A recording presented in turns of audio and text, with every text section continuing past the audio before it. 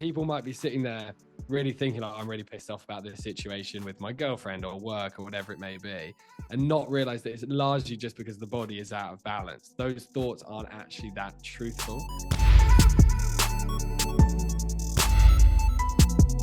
Hi, I'm the self-development coach, Johnny Lawrence, and welcome to the Self-Development Podcast. Today is set to be a fun episode. No pressure, TJ.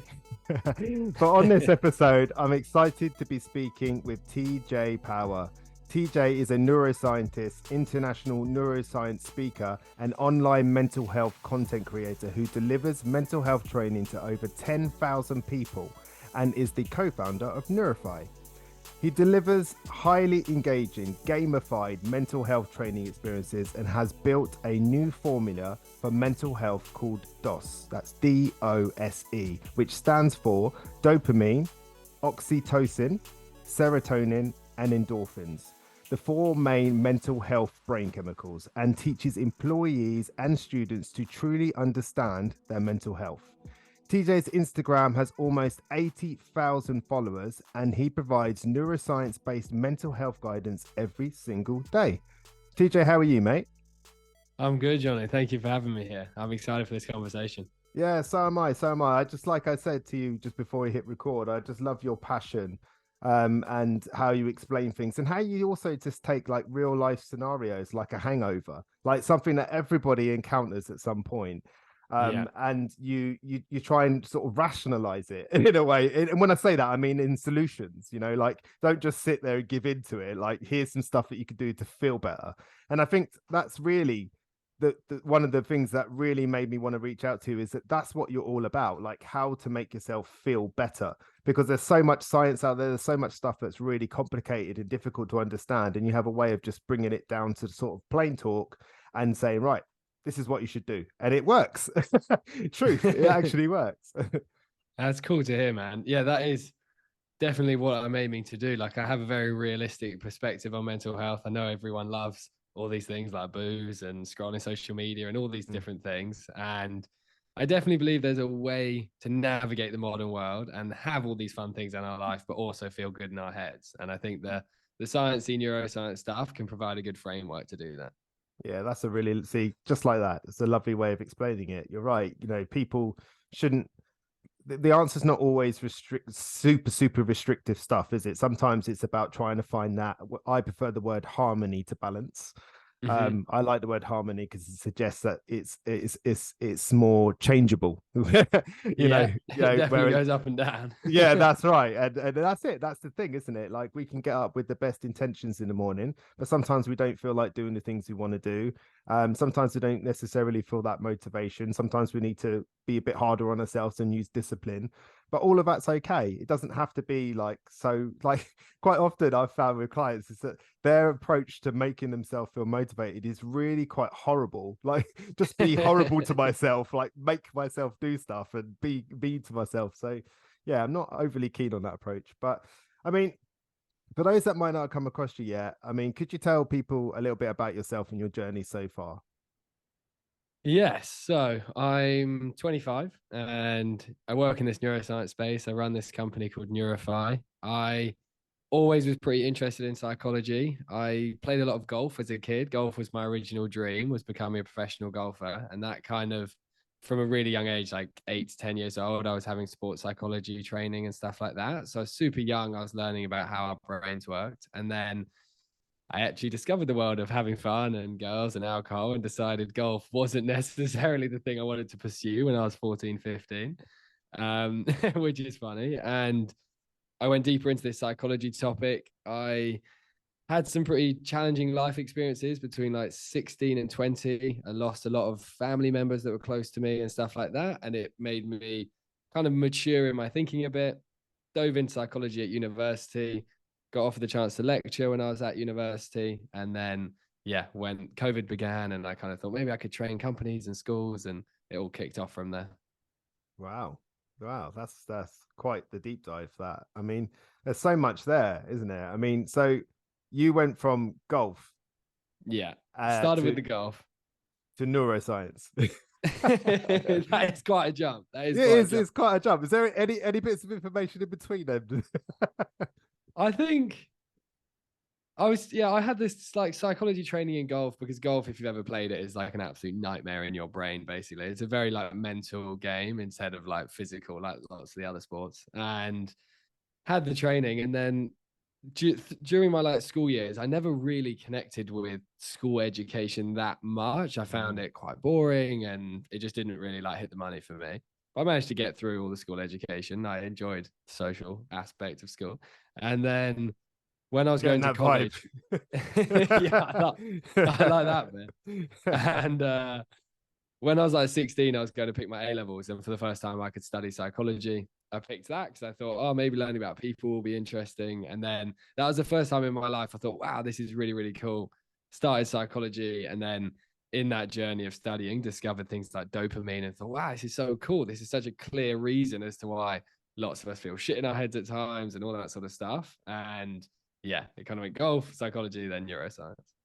So, how do you think, if you don't mind me asking, and you obviously don't have to go into details, but how do you feel that the unpleasant experiences you experienced during that time became that catalyst for pursuing psychology? What do you think changed for you in that time span? Yeah, that's a good question. So we, just for a bit of context, it was basically just some family members, some who were quite young, and there was like cancer and stuff like that. So young people passed away, and it's a while ago now, and I've done all the processing on these kind of things. But I'm the youngest of this big family. We've got like 17 cousins, loads of aunties and uncles and stuff. Got like a big family, and I'm the youngest of the whole system. And during the experience of these losses, I found I naturally gravitated towards being quite good at the conversations, at how we were all processing it and stuff like that. And when I discovered that I could do those conversations and I was of value to the family, I thought, oh, maybe this psychology guidance stuff is something that I'm just naturally in tune with. And yeah, that made me want to study it harder. And I found Mm. I was kind of helping some of my friends out and stuff like that with how they were feeling. And then it was just one of those things where I thought, oh, maybe this is just something I'm good at effectively. And that's what made me want to dive into it deeper. Yeah, I mean that's interesting because it takes a certain type of person to be able to sit in those very uncomfortable spaces where you're talking about difficult emotions that involve conflict, that involve contradiction and Mm-hmm. paradoxes. Like, sometimes we can experience two very powerful emotions that are opposing at the same time. And as Mm, humans, we want to make sense of that, but sometimes there isn't any sense to be made. Sometimes it's just a feeling. for And I think sure. and I think that, for you to be, I mean, what was your age then? So I was like 16. Wow. Yes, 16. And then between that sort of 16 and 20 years old, that was like a intense period for like our family. And Yeah. yeah, definitely, it just like matured my brain quite a lot, Yeah. I'd and imagine it did. put me on like a bit of a different path, like where all my friends are at with like their things. And whenever you go through like grief and loss in your life, like it does move you emotionally forward in a way. And then yeah, it was Yeah. a powerful time, and I'm like grateful for the experience, to be honest. It's really connected us all together and stuff. Yeah. I mean, that's some very intense post-traumatic growth, isn't it? And I mean, it sounds to me like that your emotional maturity just like grew like rapidly in that moment, which I think probably is what adds your passion of your knowledge around neuroscience.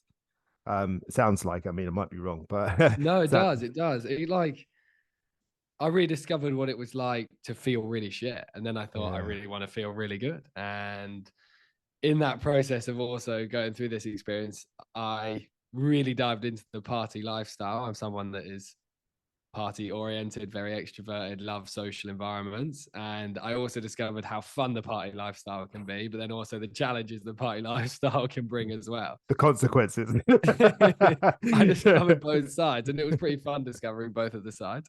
Yeah. But yeah, and that also gave me a good insight into the brain, into like what makes me feel good and what makes me not feel good and all that sort of stuff. And simultaneously studying neuroscience, it was just pretty interesting, to be honest.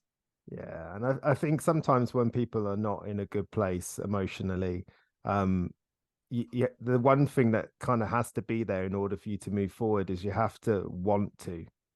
Yeah, for sure. and sometimes that's really hard, because we have this natural tendency to gravitate away from the things that we kind of know will make us feel better and gravitate towards the things that give us that short return but often have a longer consequence. Yeah. Like getting drunk, because that feels like a great idea at the time, and then you spend 2 or 3 days feeling a bit rubbish and usually a little bit worse than you did before. So I think, we'll explore that a bit later. I think that the sort of requirement for having to want to feel better, because I think sometimes that's what's lacking for people, is that they want to That's imprint. interesting. Well, they want to in principle, don't they? They obviously want to feel better. No one particularly is cultivating feeling bad, but Hmm. I think sometimes that need, that want to feel better, that okay, I'm willing to do what it takes now, that even if I don't feel like it, even if I wake up and everything just feels rubbish and I'm feeling rubbish and I just want to stay in bed, I'm not going to. Because that as simple and as straightforward as that advice is, and it would work, it's really hard to do. It In that is. moment, it's really difficult to really drag yourself up and out, and that's why I admire you, because some of the stuff that you tackle around, like recently I've seen a lot more about like porn addiction Hmm. and alcohol, and these are things that, like, what I admire about that is these are areas of life that we know happen with everybody, literally everybody, but nobody Hmm. talks about it. No Yeah, one I talks know. about it, but it's happening in the background, and that really is shame's power, isn't it? It's like, right, we're not going to talk about it, which means it will always be here. A you know. hundred percent, 100%. And like when I was going through the process of do I start talking about these topics, it's like Yeah. effectively I concluded I'm just going to take one for the team because these need to be talked about. Like there is a very clear reason as to why a lot of people feel shit in their heads. Things like booze and porn, they are core factors Mm. and they got to be talked about. And it's interesting the response, like especially with the porn one. Like I don't want to be a guy that's talking on the internet about porn, but I know Tricky. it needs to be talked about. Yeah. And just the quantity of men DMing saying like, as a result of that video, I just didn't watch porn for like, I always say in the video, like, see if you can not watch it for a week. Mm. And they'll message me being like, I'm so much more motivated and driven. I had no idea that porn was having any impact on me at all. It was just like a fun thing I do at night. And yeah, these factors are significant. So when I see that, I think that's kind of reinforcement to just keep making it because if it's helping people. And that is why I admire and respect you, because you're right. You did take one for the team. I'm sure, I don't know, but it's possible you got some probably less nice messages. Yeah, And you for probably sure. got Some people loads. don't want to see this. No, and that's difficult because you are taking a risk. But one of the things I found interesting about that was that how porn, which obviously essentially you're watching sex, can actually affect your libido. And I was like, wow, like in a negative way. I was just like For that sure. kind of, in a weird way, doesn't make sense, but actually when you think about it, it does. So Well, I think people really mistake like what would be the right wording? Like sex drive for just like feeling horny. And it's like mm, people, you might think, oh, I've got really high sex drive because I love watching porn every day and I get really stimulated when I watch yeah, porn. But then sex drive is more how much actual sex are you having with people. And there's a lot of guys that, or like one person, not necessarily people, but there's a lot of guys that will think I've got really high sex drive because I watch porn every day. But then it's like, how well are you performing in the actual real act in your life? And I think a lot yeah, of guys will message me saying, like, for example, they'll be on a night out and they'll think, yeah, I should probably pursue like chatting to girls in bars and all that sort of stuff. And then they get in their head that maybe I could just go home and watch some porn later and not bother with the pursuit of a woman. And then that can become a very repetitive loop. yeah, And I'm someone that believes humans need to definitely be keeping that act as a big part of our society. It's like the core of what makes us human. So yeah. porn taking over that isn't great. And I think humans as well, we will always gravitate towards what's easy. And I suppose Mhm. there's a lot of anxiety that comes with talking to the opposite sex and For sure. fear of rejection and all that sort of stuff. But I mean, one of the two words that sprung to mind there that are really obvious is that porn can't provide intimacy and connection. It No, just not at can't. all. And it's, and if we learned anything from the pandemic, is that we need that. When we weren't able to see our friends, and it's a bit of a leap obviously, but when we weren't able to see our friends and family, like that intimacy and connection was gone. And Mhm. I think that we all realized that that was important, and there was a lot of mental health challenges and emotional health challenges that surrounded that. So yeah, 100%. I just wanted to say that to you, really, that I admire it, 'cause you sort of jokingly say you took one for the team, but you did in a way. You don't want to be the guy, like, I also don't want to be the guy that girls think, fucking hell, that guy's watching a lot of porn. That's just not the vibe I'm There's a lot of seeking to give off. undertones there that could be like misunderstood. Yeah, you're right. You're Yeah, absolutely but right. it's got to be done. Yeah, well done, mate. Well done. What you did was you took one for the team, and I'm almost positive you helped a lot of people with that. So, Thanks, and brother. the knock-on effect will be that, those relationships will improve as well. So it's got a big sort of net cast there, I think. More videos will continue coming out on the topic. Yeah. I can Well, guarantee I'm that. sure you're getting plenty of questions to answer. So. But I mean, let's go back to basics, really. So for those that Yeah. aren't quite sure, what is neuroscience? Neuroscience is basically the study of our brain, so everything that's going on in our brain, but then also the study of our nervous system. So we have this whole parasympathetic nervous system, sympathetic nervous system, the thing that's governing effectively how stressed and calm your body is. So it's effectively study of brain and body together. So when you say like parasympathetic nervous system and the other one, I forget. Sympathetic nervous system, yeah. Sympathetic, that's it. Yeah. What are they? They're these systems that like really control the level of arousal in our body. So we have Right. one that creates a lot of energy and fires us up. If you went to like a really simple hunter-gatherer scenario, one is going to lead to us suddenly being able to run or fight or whatever it may be. That's the sympathetic nervous system. And then we have this other one, parasympathetic, that can really calm us back down. And we effectively need two systems, one that gives us a load of energy and one that can settle our system. And that kind of intersection between how our brain works and how our body works, that's like the neuroscience topic. So you can see how chaos can ensue if those two get confused. Oh, Yeah, 100%. yeah, you can see how chaos could, and I often try to highlight the importance of understanding what we're thinking and feeling, and how Mm-hmm. sometimes they can be different, and how sometimes one can impact the other, and vice versa. And it's Definitely. important. Well, it's how you feel affects what how you think, and how you think affects how you feel, and they're both different scenarios. And I think sometimes they can be easily confused. I think they can. And I actually think about this a lot because I think people underestimate how much the state of our body and how our body is feeling Mm, impacts how our thoughts operate. Like for something so simple, a lack of sleep really, really leads to a lack of that serotonin chemical, which is this mood chemical. And literally, a lack of serotonin will make our mind much more irritable and mm. like annoyed at life. And people might be sitting there really thinking, like, I'm really pissed off about this situation with my girlfriend or work or whatever it may be, and not realize that it's largely just because the body is out of balance. Those thoughts aren't actually that truthful. And I have to constantly guide myself with this. Like, if I have a weekend, for example, where I party harder, like have some late nights and I drink a bit more alcohol than I usually would, I know that's going to mean the dopamine as well is really low. When our dopamine is low, we feel like a laziness and a lack of excitement for our life. And when Mm. I'm having these thoughts, I have to check in with myself. Even still now to this day, I go, yeah, but remember the dopamine is low. So these thoughts aren't probably that real and truthful. And I think having that awareness makes such a difference to how you feel in your head. That is so important because sometimes you can go off down a well, and it starts. I say it all the time to people about how a thought can just create this wall.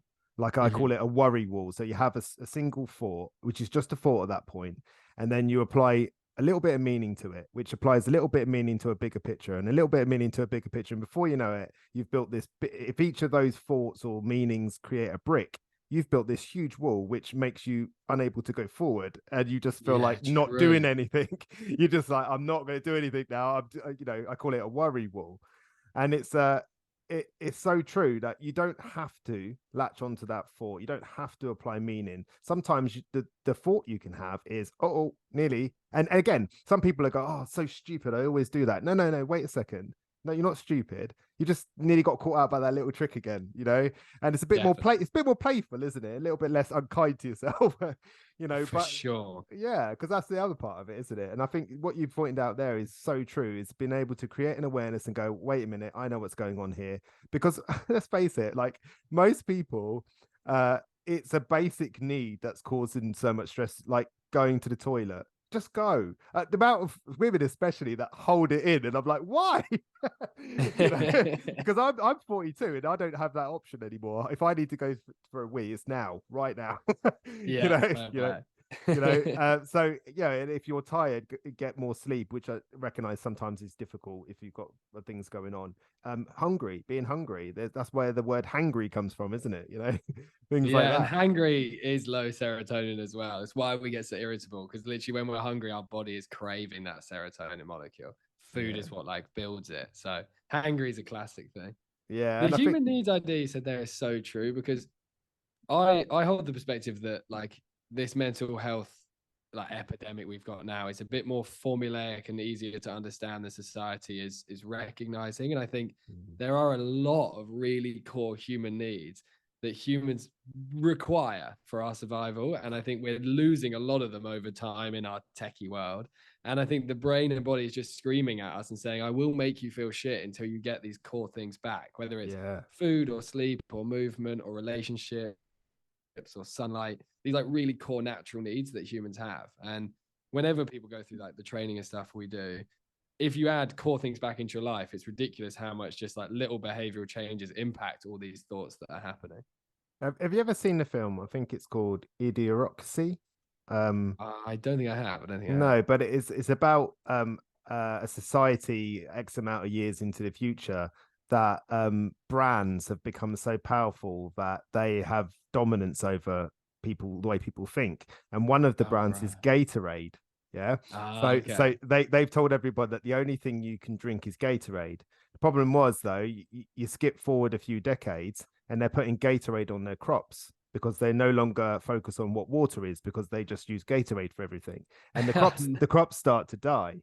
And no one understands why, because you've got generations of people that have grown up like thinking Gatorade is the only thing you can use. And this guy transports from the past into the future, and he's like, "Guys, why don't you just use water?" And they're like, what are you talking about?" And they don't understand. And the Wow. whole idea is that that society slowly the boundaries get pushed, so we get so far away from what the basics, the core of understanding, that we no longer just don't have that knowledge anymore.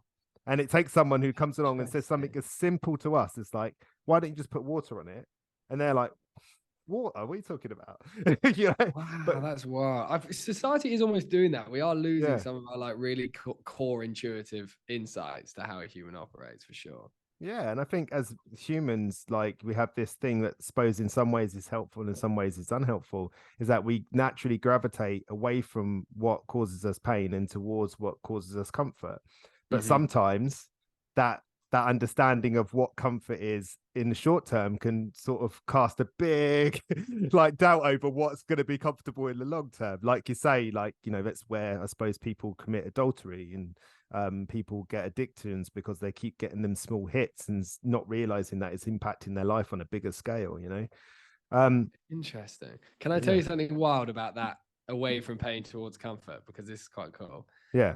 There's this book called Dopamine Nation by this lady called Anna Lembeck, and she's one of the biggest kind of dopamine addiction researchers in the world at Stanford Uni. And they've done a big analysis of this concept of pain and pleasure. And Mm, dopamine, this chemical, is created in our hypothalamus in our brain, which is effectively like above the roof of your mouth. And dopamine is what can create all of our experience of pleasure and reward and all of that kind of stuff. They basically discovered that pain and pleasure are actually co-located. They're in the same place, and they actually work on a seesaw, so that if we experience a load of pain, our brain will respond by making us actually feel a lot of pleasure, and vice versa. To give you some context of how that would work, back in the days of hunter gatherers, and it's always important to look at this because 400,000 years of that, and then 5 minutes of this effectively. So that's really what our brain was for. If we had to go out in the freezing cold, hunting and finding food and building shelter, that is just so much pain for our brain to take on. But we had to have something in our brain that made us feel good about doing these things, because otherwise we would have just given up and died yeah, effectively. So when we had a lot of pain, our brain would respond by giving us a load of pleasure for that. On the other side of it, if we just decided, actually, I'm not going to contribute to the tribe and I'm just going to sit around and eat fruit and shag or something like that and only have pleasure, the brain would literally make us not feel good so that we'd be forced to try and contribute again. Wow. When you look at our modern lifestyles, how many painful things are we doing? And pain might be exercise or really hard work, or things like the cold shower thing is now massive. This is pain stuff. And then we've got so much pleasure stuff, the social media and the porn and the junk food and booze and all these different things. And basically, if we have loads and loads of pleasure, our brain has no choice but to make us feel like crap. And if in an attempt to try and get this seesaw to tip back, which is just like, it's crazy. It's such a clear explanation as to why a lot of us feel pretty shit. Wow, that's just blown my mind. That's amazing. No, you're right. No, you're absolutely right. Because you could a thousand scenarios played out in my head at once there. Just so many examples of what you just said. That's so true. Wow. And hard things make us feel good. Like if you, for Yeah. example, went out on a hike with your friends on like a Saturday afternoon and it was really cold and windy and wet and you're like, oh, this is tough out here. You can absolutely guarantee when you get home and you sit down and have a shower, you're going to think, wow, I feel so good now. And that is just how our brain responds to difficulty. So we're designed to experience difficulty. And nowadays, we just live such comfy lifestyles. Like people can't even bother to get like a train to the office anymore because that is too much effort. That is literally too much effort. Or like, I laugh, but it's true. it's true. People It need really to use is. like food shopping delivery apps, like to deliver things that are like 5 minute walk away. And it's like humans are designed to put in effort, so we need these things. Yeah, you're so right. I mean, it's interesting you say that about hiking because I've got a friend called Sober Dave. I don't know if you've heard of Sober Dave, and I have actually, yeah, I remember connecting with him. yeah, he's such a Yeah, great guy, such a great guy. But he was he's doing a trip to Morocco to climb the Atlas Mountains, and he said cool. it sounds like it's going to be terrifying. So who would I like with me when I do that? I was thinking of you, Johnny, and I was just like, my immediate reaction was, nah. That sounds really hard and really scary. But that's when I thought that's exactly why I'm going to do it because it scares me a little bit, because it's really there's so many unknowns there. I'm not going to go into it; it'd be boring. But there's so many unknowns there, even from the people I'll be with to the environment I'll be in and all of the challenges. But that's exactly why I want to do it because that to me is living. Is having those 100%. it's having those challenges and just thinking I don't know how I'm going to get through this, but I know I will. 100%. That's So a good like human thing to do. That is just like the yeah, kind of adventure that a human is like optimally designed for, and one that basically no one does anymore. Like people don't no. really do these sort of things. So yeah, I No, applaud you for going for no, it. it's That's an, oh, I don't applaud me yet. Let me see. Let's see. If I cool. come back and we speak. Yeah, that sounds good. I was reading up on altitude sickness last night, and I was like, oh, I'm gonna stop reading about this. Yeah, just don't give yourself too many things to worry No, about. I See don't how think you so. survive in the situation. I think you're probably right. Yeah. So one of the questions I had was, how does the nervous system and the brain impact our mental health and emotional health? I'm not sure you might have really answered that already, really. The nervous system, again, it's just like a system that can either make us like stressed, very energetic, or calm and slowed down. Mm. And it impacts mental health massively because if we're too overly relaxed, we'll end up just not doing anything at all. So we need some things to stimulate us and give us some drive. But equally, if we're overly stressed, our brain gets like super worried and overwhelmed. And we have a lot of things in our modern world that are activating the stress system, the energy system. The news is like a massive, massive thing on this. Like we have Mm. these alerts all the time that the world's in chaos, the world's in chaos. That would be Yeah. something that's not great for the nervous system. And equally, a lot of the things on the other side, the calming system, which is largely rest, is good. Like actually sitting on the sofa and just watching some telly and like not having a phone in your hand, frantically watching it on your phone, or getting out into natural environments, sunlight, calm breathing. If you look at how a human lives, although we're not necessarily putting in that much hard work, we actually don't have that much like real proper chill time. Like the Mm. absolute optimal would be you with three friends sitting on the grass in a park in the sunshine. Like Mm. that would be optimal nervous system experience. And if you think about that, imagine you with your best friends in the sun on the grass. That does sound pretty Yeah, desirable. yeah, straight away. Yeah. That's largely what we did for 400,000 years. Again, something we're doing less of now. And we need more of those sort of activities that really just chill us out and a bit less of like the franticness of the modern world.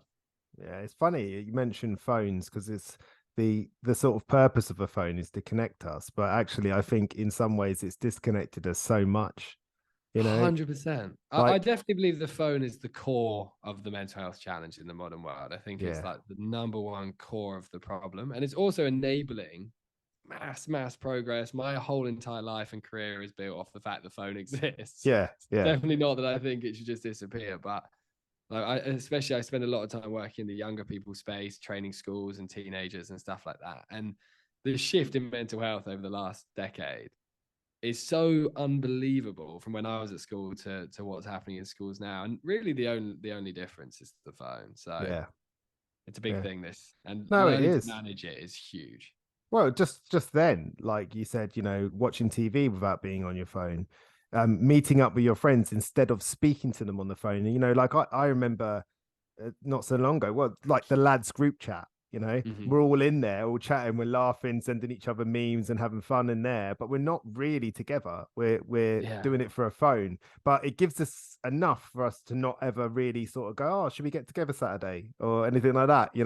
I So know. And if the option was sit at home every day, talk to no one, or go to the park and see my friends, you'd mm, always be going to the park to see your friends. But now, mm, because the opportunity to connect is there, we are doing all these things so much less. And these yeah. are coming back to that human needs things. Having fun and balance with your mates is just like at the core of what we need. Yeah, it is. And you wonder, you always ask yourself, why don't you do it more and all those things? And I mean, what's funny to me is that, when we came out of the pandemic and we were able to see people, and I'd start going to events and doing, speaking at events, and I'd see people that I felt really close to, but I realizing in that moment, I've never actually met you. That's wild, I've isn't it? had some great conversations with you. I've told you things that I've not don't tell many people, but yeah, I've never met you. Like that's crazy. I don't understand how that's happened. It's wild. It is. Okay, so that's the nervous system and the brain. I mean, you mentioned DOS. Is that how you say it? DOS? Yeah. Dose. Dose, sorry. Obviously, Dose. dose. It makes sense. I'm gonna shut up and move on from that Getting massive your blunder. dose. That's all Yeah. good, brother. um, yeah, and you mentioned like dopamine and oxytocin and serotonin and endorphins. I mean, all of that they're the sort of mental health brain chemicals that we need. Yeah. And where do we first of all, where do we get them from? What are they? I mean, how do you want to go through it? Do you want to go through it separately or together? Or I'll give you a little version on each one. I think if we go through from dopamine, yeah, and give you a bit of an insight into each one and like the core things that impact it, basically. okay. As I say, these are very much the mental health brain chemicals. They impact a number of core things. The dopamine largely is creating all of our drive, all of our desire to do anything in our life is created by the dopamine. And if you took it to the hunter gatherer scenario, for them to want to put into the effort to go hunting and build shelter, find new places to live, all these things, dopamine basically comes into the brain and gives you desire. And then as you're pursuing the goal, it makes you feel good about pursuing the goal. And if you think in your life, when you're really chasing down a goal, it does feel quite good when you're making progress on a goal. And then you successfully achieve the goal and you're like, wow, that feels really good. I'm so happy I put in all that effort. And then the dopamine resets and it basically keeps you on this constant pursuit. Mm, Anything in our life that is effort that makes us feel good, if you give something super simple that I talk about on Instagram sometimes, something like cleaning our home, it's something that is effort, something we procrastinate and put off a lot. And then when we do it, we think, oh, it's actually pretty good. This feels quite good that I'm doing this. Then afterwards, you get this satisfaction and accomplishment. So dopamine is largely, if you put in effort and then it makes you feel good after, these things build dopamine. The challenge we have with dopamine these days is we've created a lot of ways to experience the pleasure, the end result, without mm, any of the prior effort. And anything, this kind of works on like a graph that if you imagine like a graph going up slowly, like you gradually put an effort and then you feel good and then it calms back down, like a slow curve and then a slower curve back down, that would be fine. The dopamine is going to stay quite consistent. If we take something like alcohol, the dopamine surges up really quickly. And that's why when we drink the pint of beer, we're like, oh, I feel so good right now. And it surges up really quickly. But because it surges up quickly, it has to drop down quickly as well, because mm, everything works like that. And all these things that create big surges, they create big drops. And for a lot of people, the dopamine, rather than just like slowly up and down, it's like going up, down, up, down, up, down. And when it's down, when it's low, we really feel very low in motivation. We procrastinate. Our brain gets a bit anxious and stuff like that. Do you think that lowness and that the feeling of that lowness is in direct comparison to how high the high was?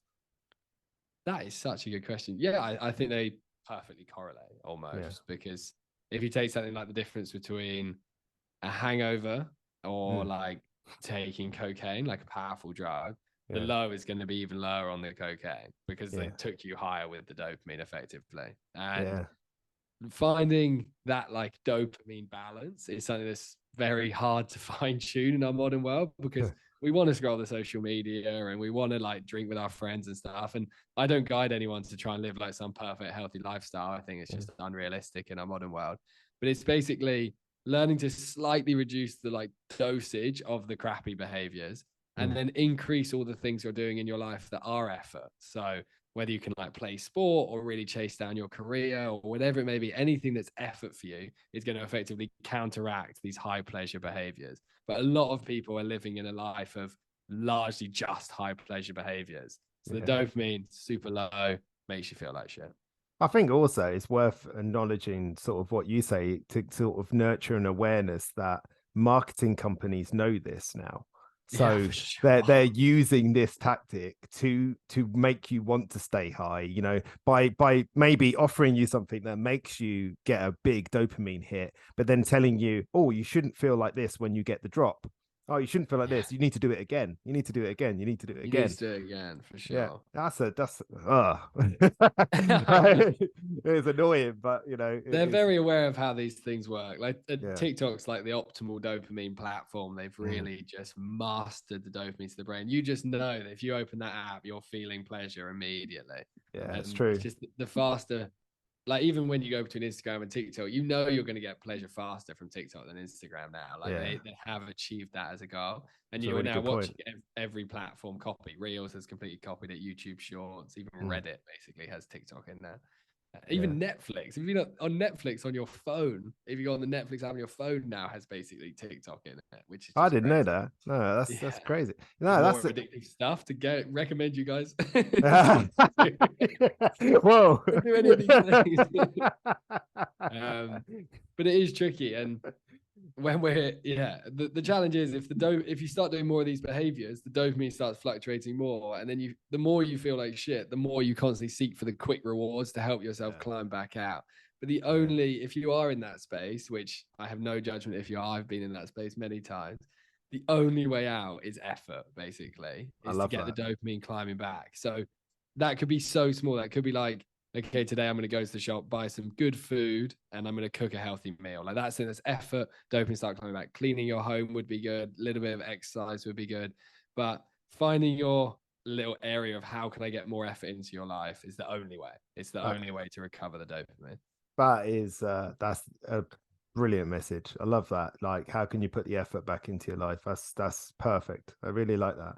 And I think also there's something to be said from sort of like normalizing the low instead of demonizing it and saying you shouldn't feel this way, is to say, no, this makes sense because I had such a great night last night. I'm probably going to pay for it a little bit. Like everything has consequences, doesn't it? It does. It does. And the awareness is key because like, for example, one of the videos that whenever I talk about it, it really trends on my page is talking about the impact of alcohol on your thoughts on Monday and Tuesdays, because everyone, like, say you get drunk on Friday, you have the really big hangover on Saturday and you feel like headachy and just like that crappy feeling. But people really think of a hangover as a very physical experience and not as much within their thoughts. And alcohol will take about 72 hours to leave the system.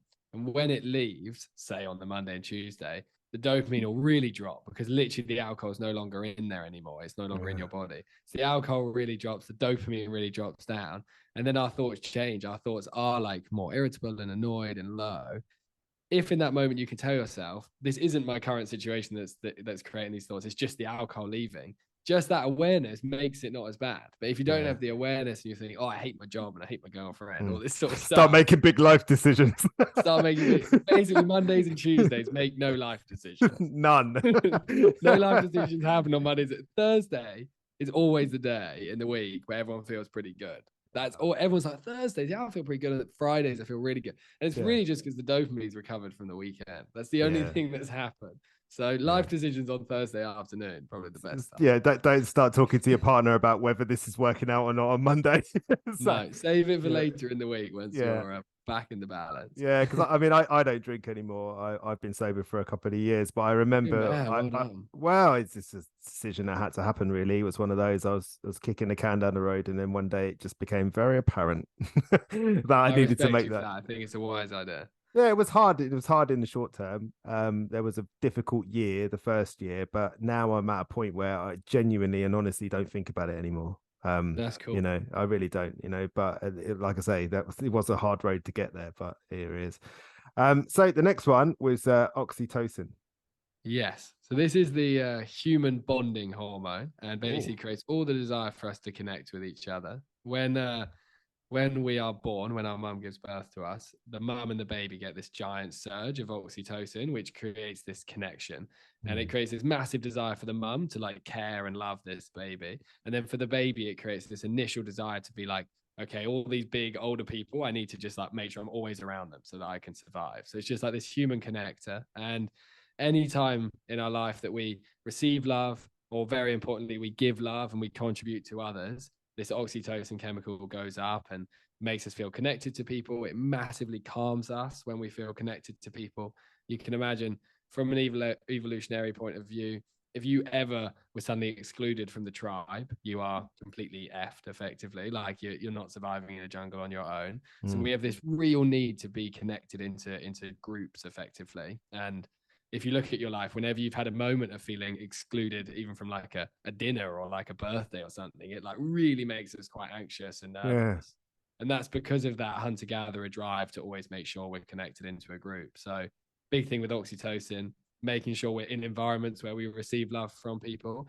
And then, massively, massively important, making sure we're contributing to the people in our life. We're showing them kindness, giving them love, complimenting them, just like being a support system leads to this one going up. I wonder if like shame is like oxytocin's weapon to bring us back in again, because sometimes if you think about it, like in a hunter-gatherer state, if we start to get a bit uppity and think, oh, I'm better than the tribe, I'm going to leave the tribe. And it's like, Ah, who yeah. who do you think you are to go off and leave the tribe? You think you're good on your own, do you? That's like shame, isn't it? It's like flicking shame at somebody. Very true. Very true. Yeah. And these mechanisms, 100%, like there will be subtle ways in which all of these different behaviors are impacting these things. Like these chemicals are just like a core communication system to help Mm. us survive as a human effectively. And all of these little things. It's interesting working in this space because some of it you're making like slight assumptive ideas, and a lot of it is just like very researched, hard data. But these chemicals are new for our society to really understand. That's why Mm. they're trending so much, because it's like a new thing to learn and read about. So shame, 100% is going to be impacting it. Yeah. Wow. Uh, Serotonin. Serotonin is the one responsible really for our mood and our emotions. And Right. it really connects to this whole nervous system, this whole system that's calming or stressing out our body. And interesting thing with serotonin is with the other chemicals, they're all made in your brain in that hypothalamus thing. And 95% of this serotonin is actually made inside our gut, inside our digestive tract. And it largely means that anything that leads to our body functioning really well leads to serotonin being built. And then as a result, the body feeling good, the body tells the brain, I feel good, and our mood gets a lot better. And when you look at the core behaviors that impact serotonin, first one, nutrition is absolutely massive, because Yeah. if you imagine this stuff's literally made in your stomach, if great food turns up, serotonin builds because it's like a useful resource. If the McDonald's turns up, it's like, well, what the fuck is that? I can't build serotonin out of a McDonald's. So that is why it can't. And that's why like food is so influential on our mood. Like it's we eat at McDonald's and we think, oh, this is so delicious, oh, this Big Mac. But then we do feel shit afterwards. And that Yeah. is like our body very quickly telling us you can't build Yeah. serotonin That out was of a this. mistake. That was a mistake. And as I say, Yeah. this is a survival machine that we live Yeah. within. And then on the other side, if you chose to like cut up some pineapple, and that's like something, fruit is something I think society should eat way more of in general. But if you Mm. did cut up some pineapple and you ate some like really nice fresh pineapple, eating it's going to be delicious. And afterwards, you're going to think, wow, I feel quite good after that. And that's because nutritious food leads to the serotonin going up. So food, absolutely massive. And in general with food, I think the more we can connect with like a hunter-gatherer style of eating, it goes natural as possible with the food we eat. And if you look at your food and think, could this have come out of the jungle or the ocean? If it could, it's probably pretty good for you. If not, probably kind of shit for you. So the food is big. And then we have nature and natural environments, and sunlight is massive for the serotonin. Again, lack of sunlight, something most humans hardly get any sunlight now. It's huge. This is why, especially as British people, like when it's sunny outside, everyone loves each other, loves the government, loves the world. It's all great. Suddenly it's grey outside and we all feel shit. Serotonin is really the thing causing that. So I think we should have a massive relationship with the sun. And if it's sunny, you should see that situation as the sun is saying, come and say hello. You got to get out there and spend time in it for sure. So you got the natural environments, the food, and then the sleep is really, really big here. So sleep really creates serotonin whilst you're sleeping. Serotonin builds. A lack of sleep leads to it getting less. Yeah, and that's not all. I think that's one of the questions in a little while, actually. What are endorphins and why are they so important, and how can you improve them? Yeah, so just to run it back, so dopamine, or your desire, oxytocin, human connection, serotonin is your mood and your emotions, and then endorphins is actually our capacity to deal with a high level of stress in our mind and physical pain.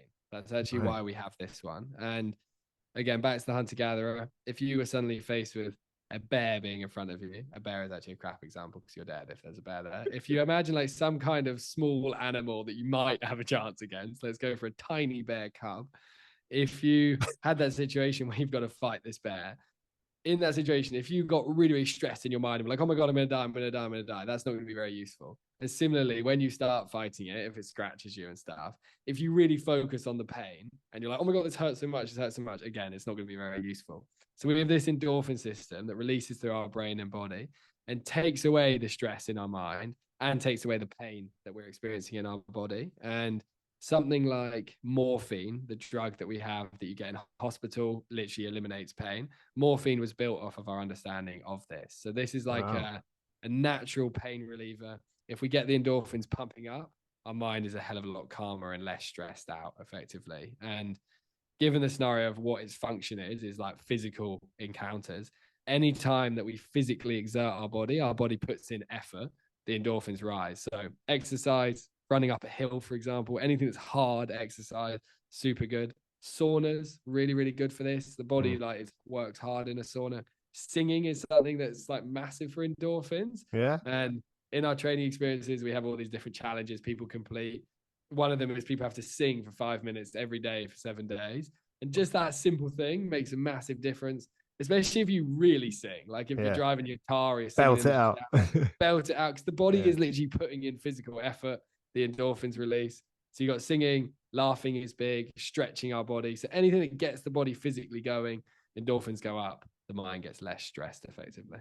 Oh, that explains. Like, I used to be a pro wrestler a long time ago, Cool. a very long time ago. That'd be good for your pain pleasure balance. Well, yeah, that's it. It's like I used to love it, but then I'd spend like the rest of the time just aching and thinking, well, it must have hurt when it happened. So like, how did I carry on? And like my son plays rugby, and that's something similar too.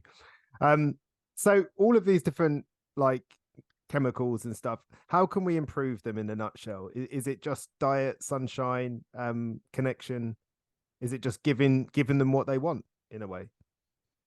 Yeah, it's basically asking yourself the question with all the behaviors that you're doing, would this be advantageous to like the survival of a human? That's like the simplest way to put this down to the course. So like deciding to sit and really focus on your work. And you know, when you get like really focused and you zone in for a long period of time, you feel like really good after it. You feel really satisfied. And on the other side, if you sit there and do a little bit of work and you scroll some TikTok, a little bit of work, scroll some TikTok, you feel like shit.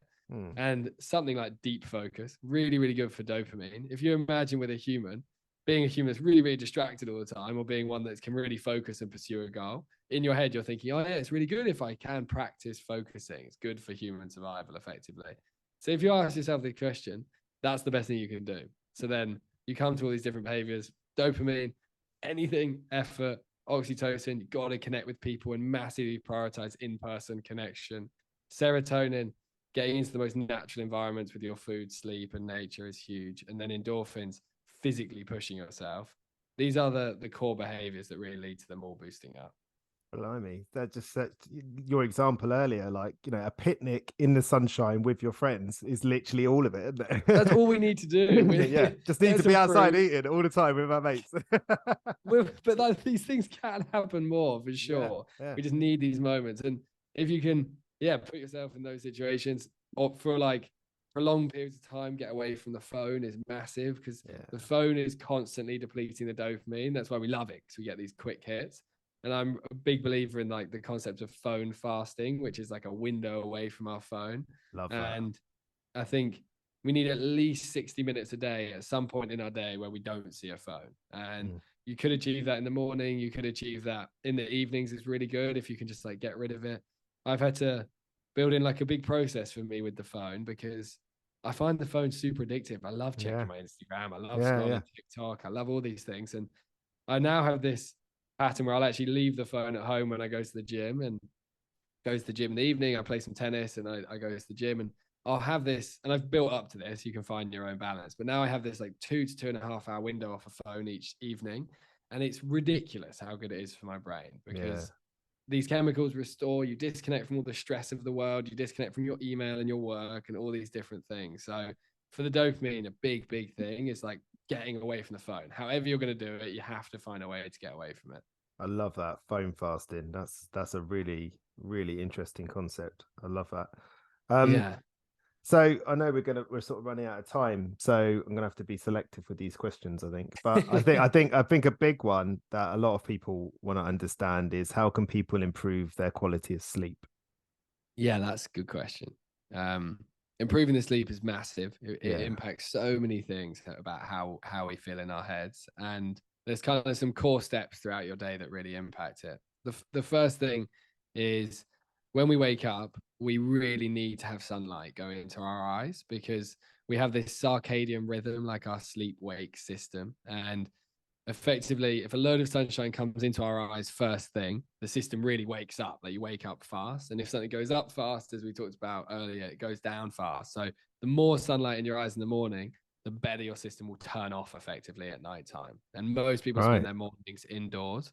So in the mornings, in that morning routine process, you've got to have at least 5 or 10 minutes where you walk around outside. That's like a non-negotiable if you really want to sleep well.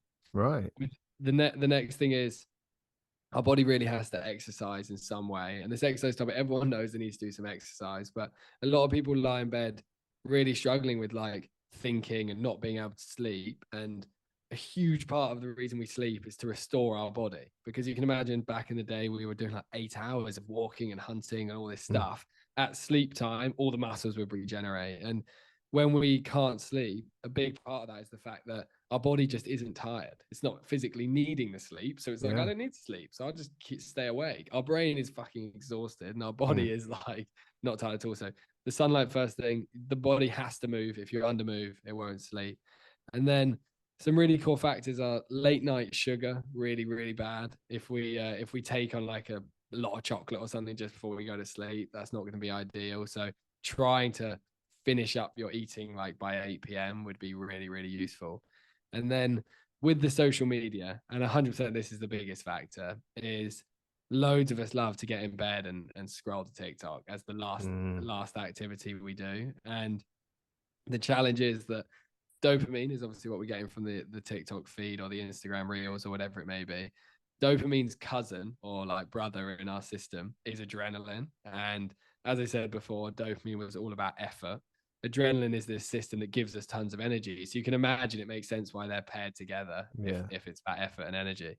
And when we surge the dopamine up, we surge the adrenaline as well. And it means that if the last thing we do is scrolling our phone really hard, adrenaline's going up, and then we put the phone down, we lie there and we're like, I can't sleep. But you've literally just given your brain tons of adrenaline and Yeah. energy effectively. So for that last 30 minutes, you really don't want any of these short videos. That's like the big thing. You could check your phone, you could send some WhatsApps, but if you can for that last period, watch Netflix or read or watch longer YouTube videos. But that last 30 is massive for the quality of sleep.